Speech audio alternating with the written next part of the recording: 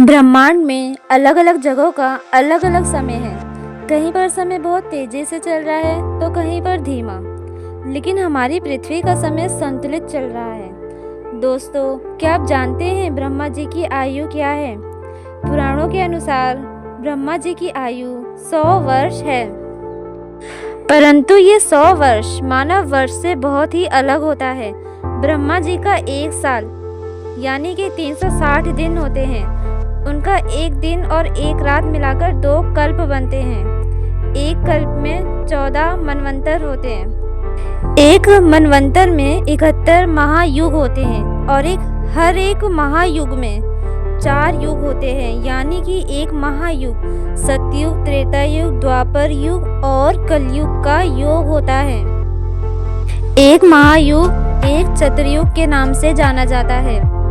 सतयुग 17,28,000 मानव वर्ष के बराबर होता है और त्रेता युग 12,96,000 मानव वर्ष के बराबर और द्वापर युग 8,64,000 मानव वर्ष और कलयुग 4,32,000 मानव वर्ष के बराबर होता है। अगर हम इन सबको सतयुग, त्रेता युग, द्वापर युग, कलयुग के वर्षों का योग करें तो ये कुल मिला के होता है 43,20,000 के बराबर होता है।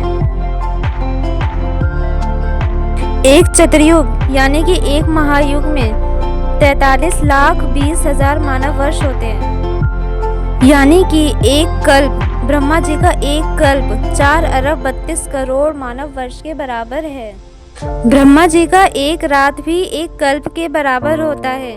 इसका मतलब दिन और रात मिलाकर 8 अरब 64 करोड़ मानव वर्ष के बराबर है, यानी कि ब्रह्मा जी का एक वर्ष 360 ब्रह्मा दिन रात के बराबर है।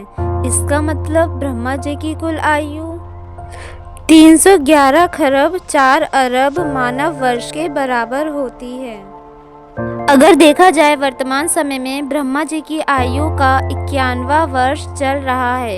ये उनके जीवन का दूसरे भाग का प्रारंभिक समय है। वर्तमान में वैवस्वत मनवंतर चल रहा है, जो कि 7वां मनवंतर है। ब्रह्मा जी की पूरी आयु विष्णु जी का एक दिन होता है, यानी कि विष्णु जी का एक दिन ब्रह्मा जी की कुल आयु के बराबर होता है।